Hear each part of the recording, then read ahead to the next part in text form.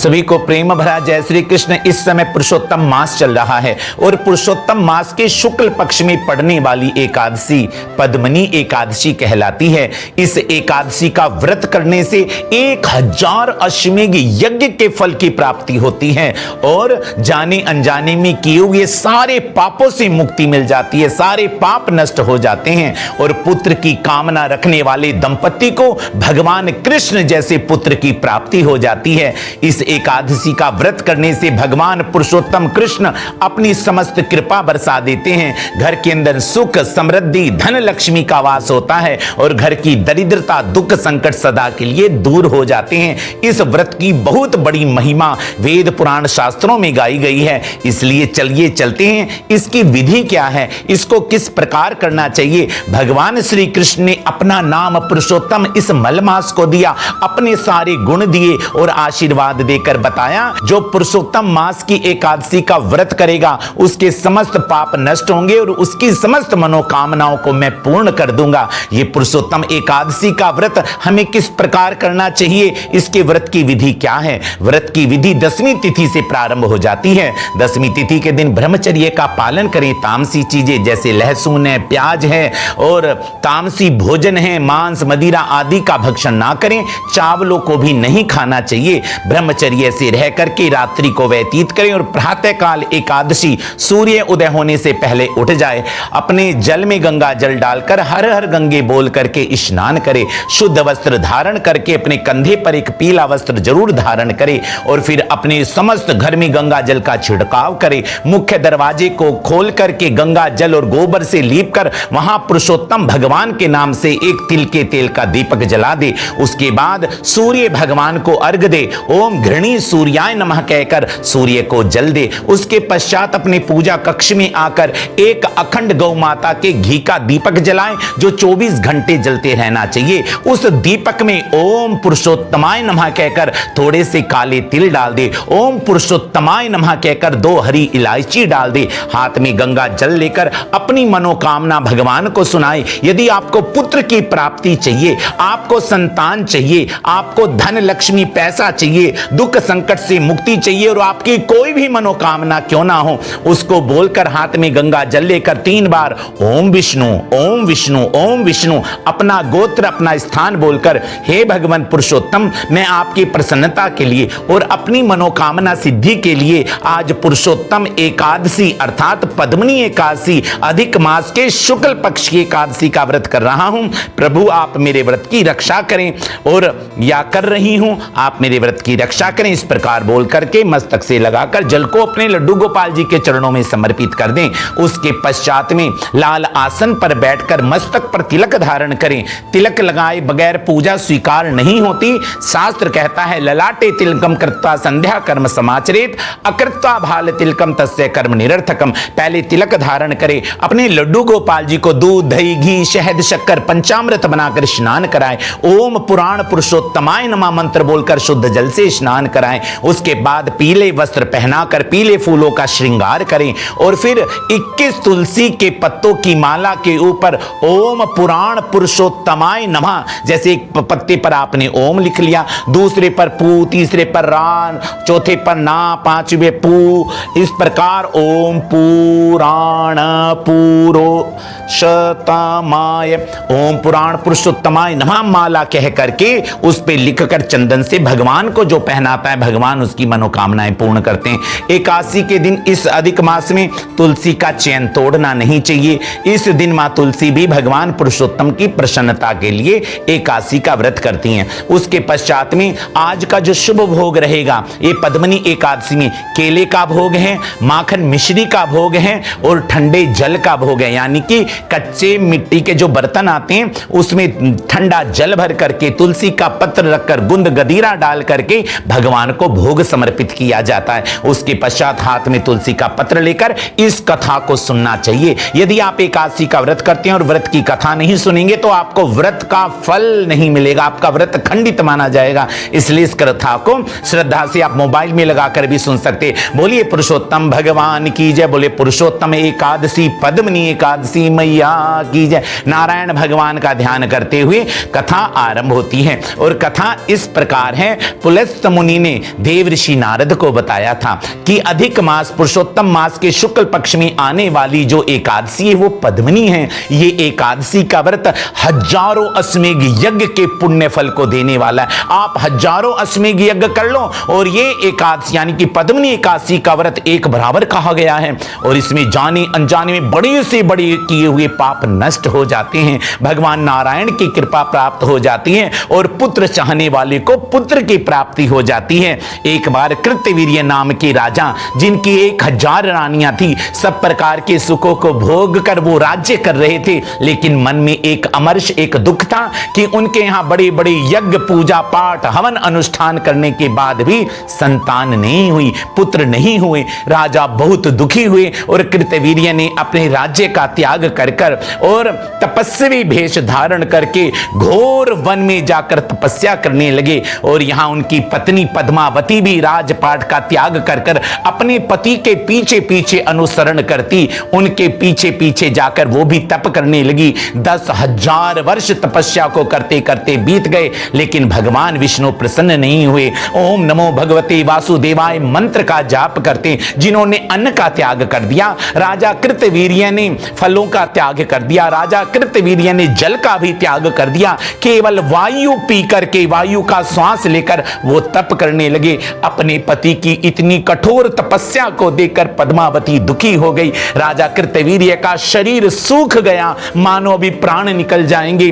दुखी हुई रानी पद्मावती जंगल में भ्रमण करती करती सुदूर माता सती अनुसुईया के चरणों में गई। माता सती अनुसुईया के चरणों में गिरकर उन्होंने प्रणाम किया। उन्होंने बताया, हे माते, मैं पद्मावती राजा कृतवीर्य की धर्म पत्नी और मेरे पति भगवान विष्णु को प्रसन्न करने के लिए 10,000 वर्ष से कठोर तप कर रहे हैं, लेकिन भगवान विष्णु प्रसन्न नहीं हो रहे, वो दर्शन नहीं देने आ रहे। उस समय माता सती अनुसुईया ने बताया, हे देवी पद्मावती, तू दुखी मत हो, भगवान नारायण के ऊपर में दृढ़ विश्वास करो और मैं तुम्हें एक उपाय बताती हूं। अभी पुरुषोत्तम मास आने वाला है, पुरुषोत्तम मास के शुक्ल पक्ष में पड़ने वाली एकादशी पद्मनी है। यदि सच्ची निष्ठा के साथ में तू अपने पति के साथ मिलकर इस व्रत को करेगी तो भगवान नारायण पुरुषोत्तम प्रसन्न होकर तेरी मनोकामना को अवश्य पूर्ण करेंगे। यहां पर माता सती अनुसुईया ने सारे नियम बता दिए हैं और सारे नियम, व्रत के कठोर नियमों को सुन करके यहां पर पद्मावती वापस लौट आई, अपने पति से सारा वृतांत सुनाया। पुरुषोत्तम मास आया, यहां पर पद्मनी एकादशी आई, बड़ी निष्ठा के साथ में यहां पद्मावती ने अपने पति कृतवीर्य के साथ में पद्मनी एकादशी का व्रत किया और द्वादशी में कुछ वस्तुओं को दान करके हाथ में भगवान का चरणामृत लेकर जैसे ही व्रत का पारायण किया है, उसी समय उनकी आंखों के सामने भगवान पुरुषोत्तम नारायण प्रकट हो गए। जैसे भगवान प्रकट हुए, राजा कृतवीर्य पद्मावती की आंखों में आंसू भराए, भगवान के चरणों में गिरकर बार बार भगवान की स्तुति करने लगे। हे करुणा सिंधु, हे करुणा निधान प्रभु, आप दया के सागर हैं। और उस समय भगवान नारायण ने कहा, हे कृतवीर्य, मैं तेरे तप से प्रसन्न हूं, मुझे सभी मासों में सबसे प्रिय मास पुरुषोत्तम मास है और ऐसे पुरुषोत्तम मास में भी तूने मेरी परम प्रिय एकादशी पद्मनी एकादशी का व्रत किया। जो व्यक्ति इस पुरुषोत्तम मास की पद्मनी एकादशी का व्रत करता है उसकी मैं समस्त मनोकामनाओं को पूर्ण कर देता हूं। इस मल मास को मैंने अपना प्रिय नाम पुरुषोत्तम प्रदान किया है। इस मल मास में किया हुआ दान पुण्य व्रत अक्षय पुण्य को देने वाला और सारी मनोकामनाओं को सिद्ध करने वाला होता है। इसलिए नारायण पुरुषोत्तम तुम पर प्रसन्न है। हे कृतवीर्य, तुम वरदान मांगो।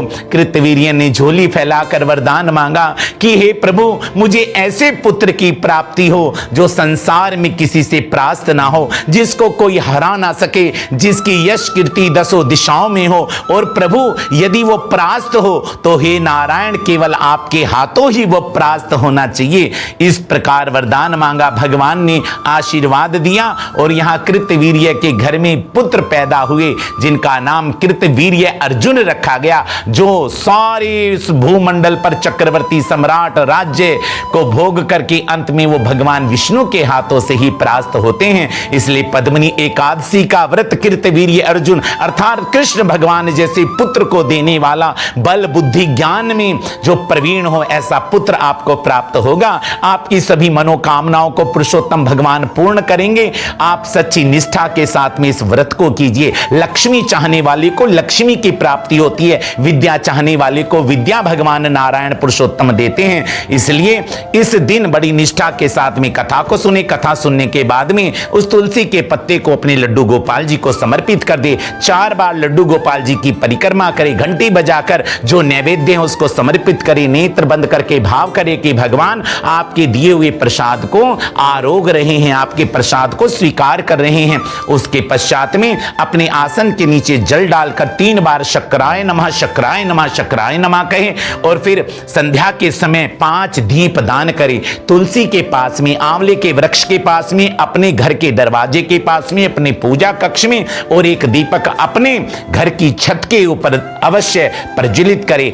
एक बात का विशेष स्मरण रखें, सूखी हुई तुलसी की लकड़ी के ऊपर रुई की बत्ती इस प्रकार आप लपेट करके यदि आप दीपदान करते हैं तो आपके घर में लक्ष्मी का सदा वास होता है। इसलिए दीपदान अवश्य करें और फिर रात को ओम नमो भगवते वासुदेवाय, ओम श्री पुराण पुरुषोत्तमाय नमः मंत्र का जाप करते, संभव हो सके तो जागरण करें, अन्यथा अपने सोने वाले बिस्तरे के ऊपर काले तिल डाल करके भगवान का नाम स्मरण करते करते शयन करें और अगले दिन द्वादशी में अपने हाथों से कच्ची खिचड़ी जैसे चावल है, काली दाल है, थोड़ा सा घी है, नमक है, इन सब चीजों को लेकर अपने हाथ में जल लेकर ओम विष्णु विष्णु बोलकर दक्षिणा रखकर उसको किसी श्रेष्ठ ब्राह्मण, योग्य ब्राह्मण को या भगवान के मंदिर में दान करने के बाद ही आप पद्मनी एकादशी व्रत का पारायण करें। तो ये यदि आप एकादशी का व्रत करते हैं और उसका पारायण शुभ मुहूर्त में नहीं करते, हरिवासर का त्याग नहीं करके, तो आपका व्रत खंडित माना जाएगा।